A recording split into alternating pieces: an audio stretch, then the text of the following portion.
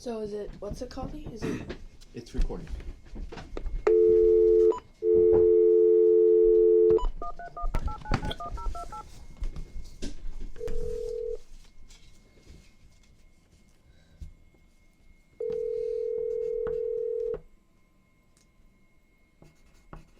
Hello? Percy? Yes. It's Sam. How are you, Sam? Fine. Sam, hold. Where are you now? You're home? Just a moment, Sam. We're going to put Phyllis on. You ready for the interview? Uh-huh. Got all the questions ready? Yes. Or do you have them in your head? I've got all of them ready. Okay. I'll put the biographer on. Okay. Good morning, Sam. Good morning. How are you? Fine. Okay. This just is like, this thing is like, it's not supposed to be like from my point of view. It's from like an interview's point of view. Okay. So, what was the Great Depression like? What was my what? The Great Depression like? Oh, well, my father had a business he was a tailor. And the people in Lawrence worked for the mills, and they used to get fabric and stuff like that, and they would bring them to my father, who was your great-grandfather, and he would make clothes for them. Well, he was only able to charge $2 for a jacket, $3 for a jacket, very little money, and it meant that we didn't have very much money because the whole city of Lawrence was very depressed.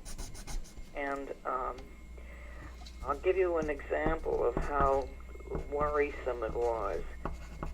My father used to stay open until about 10, 11 o'clock at night on Saturday to see if his customers would come to pay him and pick up the things that they had ordered for him to make.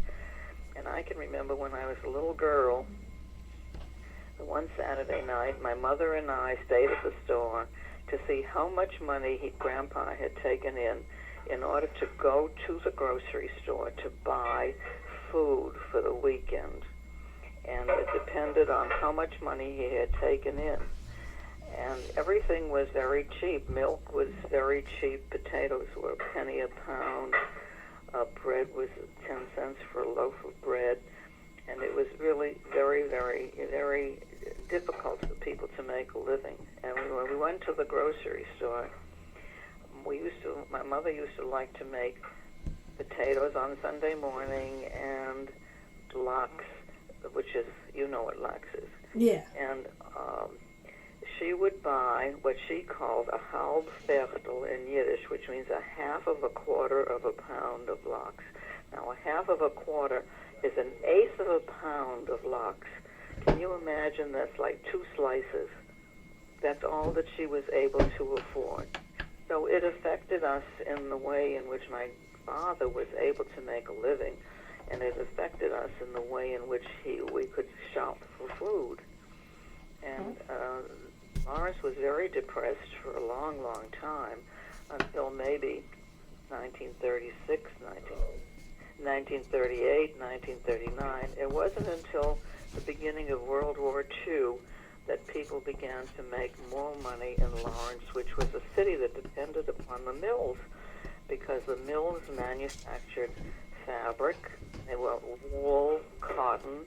They had shoe factories, and people earned very, very little money. Okay, who was your first love and when? Who was my first love? Yes. Oh, that's funny. I must have loved some of the boys that I went to Hebrew school with.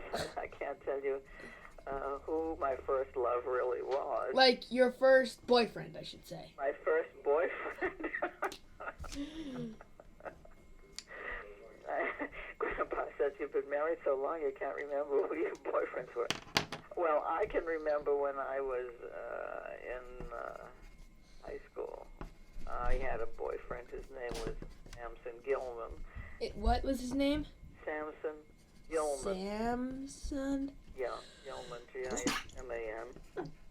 Gilman. Is it M-O-N or M-A-N? M-A-N. And I guess he was really my first boyfriend. I mean, I had a lot of boys who were friends of mine, but he was the first one that took me out on dates. Okay, have you ever been divorced? No, I've never been divorced. I've been married to your grandfather for 57 years. Okay, how many grandchildren do you have? I have 4 grandchildren.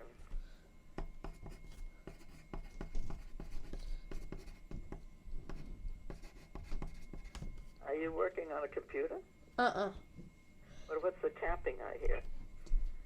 Pencil. Oh, I see. Okay. Did you have children? If so, how many? I have 3 children, and their names are Barbara, Carol, Mary Ann.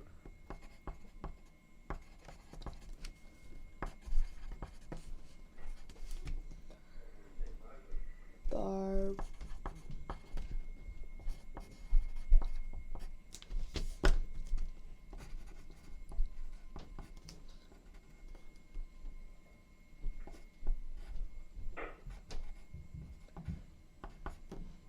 No, one of them's name is Mary, not Mary Ann. Oh, I call her Mary Ann. Well, really, her name is technically Mary, but everyone calls her Mary Ann. Okay, whatever you say, my dear. Okay. Whoa, I forgot about... Okay. Would you describe your work or a typical day? Well, do you want me to describe my work when I was a mother and my children were young? Or do you want... No, a typical day nowadays. Nowadays? Typical day nowadays is I get up early. I help make breakfast. A couple of times a week, I go to exercise for about an hour, and then I go food shopping, and then come back, and I make lunch, and then 3 days a week I go to special classes. Well, I go to exercise 3 days a week when I'm not having an accident. 3 days a week I go to a class to study Yiddish, and then I go to a class for current events, and then I go to my sisterhood programs, and make dinner. On the weekend, I go to a Torah class in the morning, and in the afternoon, Grandpa and I either go to the music center, Disney Hall, to hear music, or we go to a play, or we go shopping. That's typical. Can you write that all down? Well, we're recording it, so I really don't have to write things down. Oh, you're recording it? Yeah. Okay. So, but I'm taking notes. Okay. How did you decide to become a school psychiatrist? Psychologist. Well, I had been, first I was a classroom teacher, and then I became a reading teacher in the junior high school. And the kids that I had in my classes in the junior high school were usually the lowest level of kids. I mean, the kids who were achieving the least amount of progress in reading. And even if they were in 7th or 8th grade, some of them only read in the 2nd or 3rd grade level. And I was very disturbed. I taught in the junior high school for 4 years. Then I decided to go back to graduate school, and I took a course in learning disabilities to find out what kind of things made it difficult for children to learn. And after I was there for a year and I got a degree in learning disabilities, then I decided to stay for 3 more years and find out if there was some sort of a psychological problem that the kid had that I might be able to help so that they would get better. You can remember when you were in 1st grade, kindergarten and 1st grade, you had difficulty with perceptual things, seeing how things related and how your hands could make the association when you had to write letters, and what things were difficult for you. Some kids have trouble hearing and remembering directions, and some kids have difficulty trying to relate a sound to every letter of the alphabet. Like A, B, C, D. Yeah. A, That's B, right. Some kids have difficulty taking C, individual letters D, that they see in a word and blending it so that if they see B-A-D, they know it says bad, or if they see B-A-T-T-L-E, they know it says battle. So those are the things that I learned about what made it difficult for children to learn to read and to do arithmetic and stuff like that. So that was what motivated me to become a school psychologist. There's a difference between a psychologist and a psychiatrist. A psychiatrist works with problems that people have with their mind and their behavior. A psychologist works with the difficulties they have in my case, in learning. Oh, okay. Thank you. What were your dreams or goals for your life? Well, since I was somebody that grew up in a city that was very depressed, Lawrence was a very poor city and depressed, and I knew that it was very important for me to be a teacher and be able to achieve something in life, and that was my first motivation. And I was inspired by my mother, who always said to me, you have to learn to have a profession, and being a teacher is a wonderful thing for you to do because you can be a teacher all your life and you'll always earn a living. So that was my first dream. My second dream was to get out of Lawrence and meet somebody that I could marry and have a family with. That was my second dream. Percy, pretty much. What's that? Percy, pretty much. I'm sorry? Percy. Percy? Yeah, that's... My dream was to meet Percy. Yeah, that's right. Okay. Are those all your goals? Was that all my goals? My goals are to raise a wonderful family and to live long enough to see grandchildren. Which you have accomplished. And I've accomplished that. And to have, to be part of my Jewish community and to do things for the Jewish community.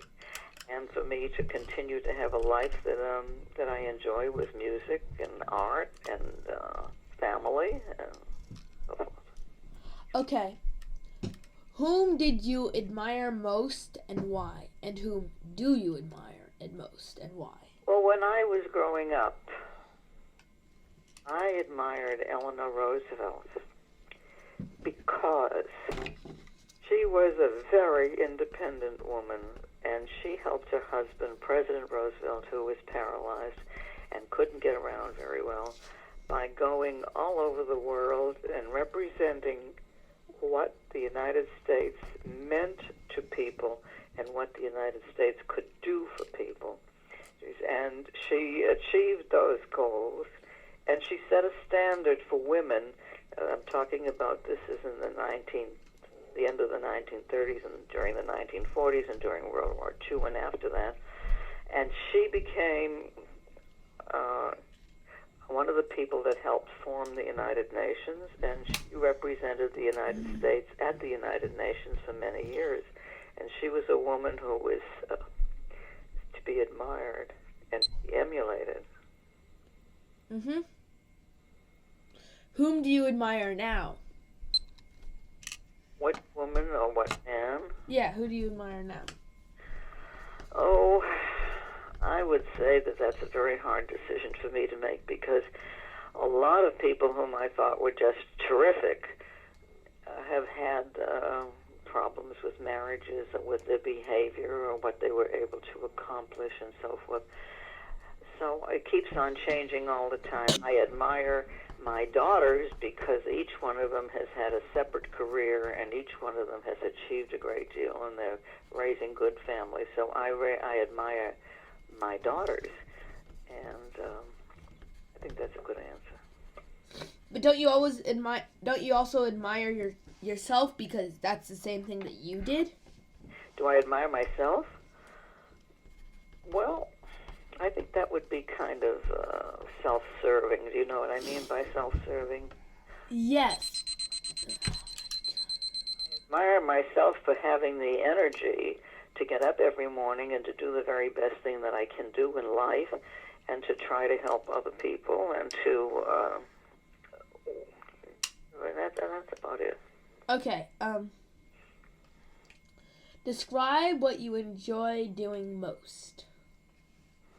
Talking to you. Are you serious? Well, I love it. Listen, I love it when I can sit down and talk to you, or to Jacob, or to Lucy, or Naomi, and I find out what you're thinking about and what you're doing with your life and how much fun you have and what your ambitions are. I enjoy doing that very much. So you enjoy talking to your grandchildren? Absolutely.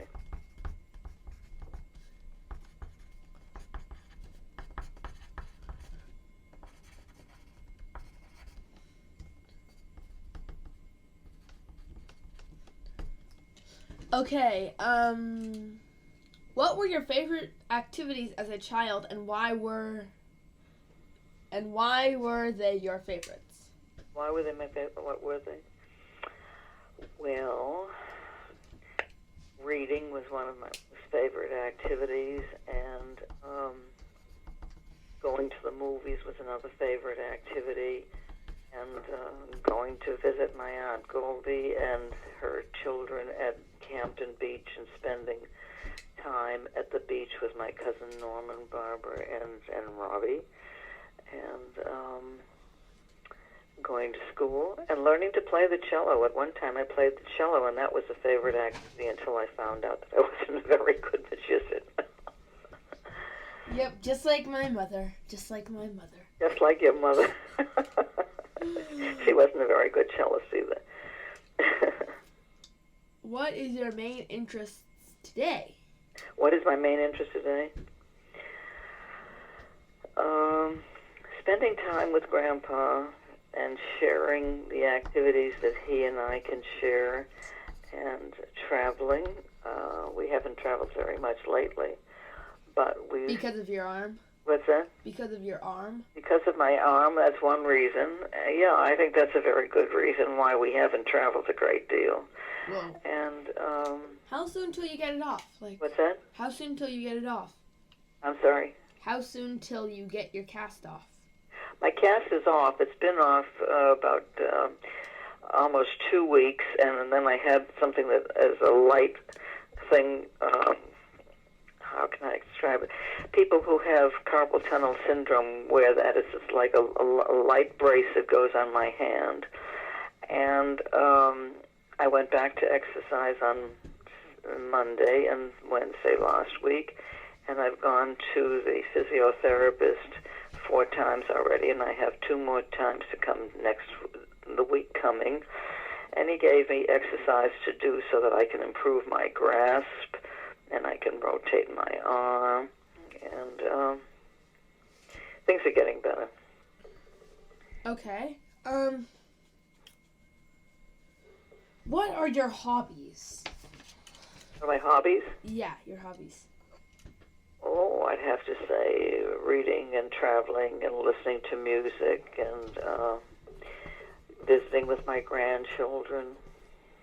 Yeah, we're gonna come soon. I know that. I have to talk to your mother because we have to make reservations for you to stay at the same place you stayed before. Yeah, I really like that place. Yeah, that's a great place within walking distance of everything, yeah. Okay. What advice do you have for my people in my generation? What advice for our generation? I would say, first of all, go to school and learn as much as you can about the world around you and the people around you, and be a person who involves himself in his environment, whether it is school, whether it is community, whether it is taking care of trees and animals and all that, and learn about the world around you and be part of it, so that eventually you're a citizen who contributes to the betterment of everybody. Do you think George W. Bush would count under that? Well, I don't want to get into politics, but I think that we have had better presidents than George W. Bush. I don't know that he's the smartest man that we have ever had as president, but right now he seems to have a lot of problems because perhaps he didn't pay as much attention to what was happening with terrorism as he should have. And okay. So, where did you grow up? Where did I grow up? In Lawrence, Massachusetts.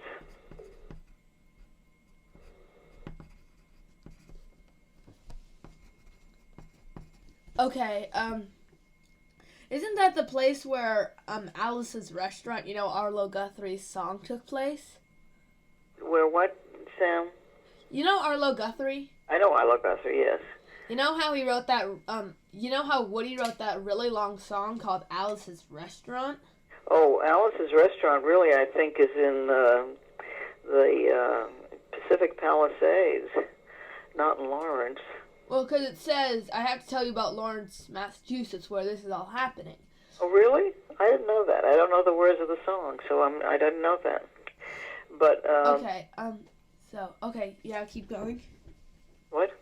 Okay, where have you lived in your entire life? Well, I lived in Lawrence until I was 21 years old. And then I lived in New York. I lived in Washington, D.C. with my Aunt Lil and my Uncle Ken for about a year. And then I lived in New York. And then I worked for the Army as an occupational therapist, so I was in Atlanta, and I was in Anniston, Alabama, and I was in Memphis, Tennessee. And then when I got married, I lived in Brooklyn for a few years, and then I lived in Nyack for over 40 years. And now I'm in California 14 years. Well, you lived in Pacific Palisades. Now you live in Santa Monica. Yes. Yes. Okay. What was a turning point in your life? What was a turning point in my life? Well, I would say a turning point in my life must have come when I was about 21 years of age, when I left Lawrence, and my aunt helped me to go into college. I had graduated from college already, and a turning point was when I went to become an occupational therapist, and then when I was attached to the Army, and when I was with the Army, that's when I met Grandpa, and I guess Grandpa was a turning point in my life. Okay. What was the scariest moment in your life? What's that? What was the scariest moment in your life? The scariest? Scariest. When I was a little girl, Lindbergh's baby, Colonel Lindbergh's baby was kidnapped. I must have been about 6 or 7 years old, and everybody in the world knew about the kidnapping of the Lindbergh baby. And we talked about it all the time. Now, when I lived in Lawrence, I lived up on my father had a store on the first level. My grandmother lived on the second level, and we lived on the third level. And I used to be afraid to go into the hall and run all the way upstairs to come home to my mother, or else to come from upstairs to go all the way down, because I was afraid that there were kidnappers around. And that really was a scary thing, because everybody knew about it and talked about it. In fact, I used to go to school and meet other kids, like 4 or 5 kids. We would all walk to school together. And one day, we came to a girl's house. Her name was Helen, and she wasn't home. And all of us kids felt maybe she got kidnapped. And then we found out later that she had had an appendix attack and that she was in the hospital. And that relieved us very much. But the first reaction that we had for her not being there where she was supposed to be to meet us to go to school was that she was kidnapped. And that was a very scary thing for a young kid. You can put yourself in that picture. If something happened to somebody that you knew at your age, it would leave a deep impression and make you afraid to walk down the street or to be away from your parents or something like that. Did they ever find the baby? Did they ever find what? The baby? Yeah. They did find the baby. He was dead. He had been taken from his house, and he was dead. And eventually they prosecuted a man whose last name was Hoffman, and he was found guilty and executed, actually. But that whole incident left a very big impression in my mind because I was just a young kid. I was younger than you are now. And even though we didn't have television, we had radio and we had newspapers, and it was everywhere in the newspapers. And everybody's mother said to the child in the family, be very careful when you go out, and tell me where you're going, and tell me when you will get back home, and be sure to come home when you're supposed to come home, and, things like that. So it was a very frightening thing for a young child. Okay, where have you visited? Just to make it easier, what are your top 5 places you've visited? Say that again? Where are the top 5 places in your life that you have visited?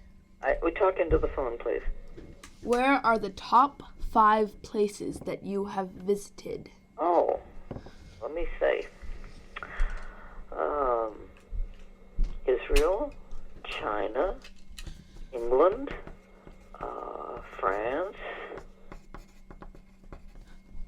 the national parks in the United States.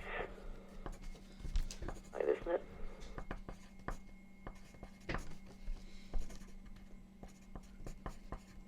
And what was that weird one that you said? Which one?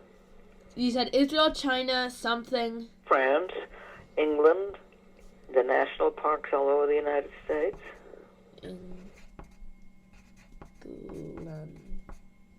Okay. Have you ever played an instrument? Yeah, I used to play cello. Now I play the radio. I play the television, and I play records. I know this is just repetitious, but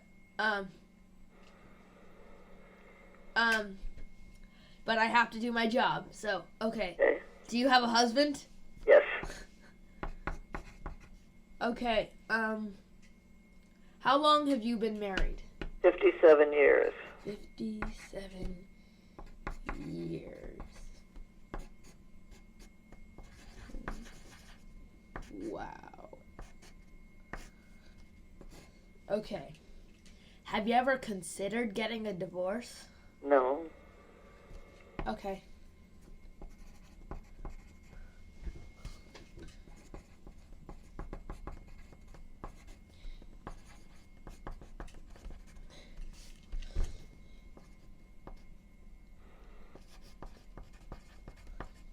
Thank you, Grandma.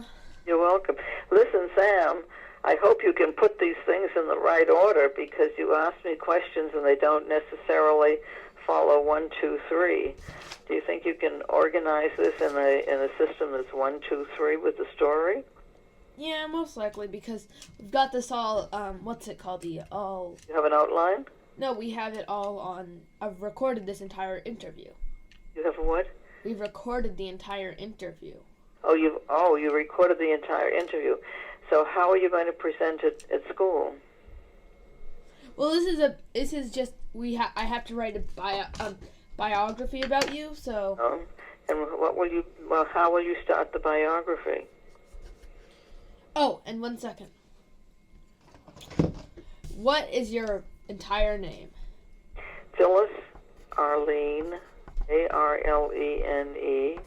Arlene. Schrager, Shrager. Shrager.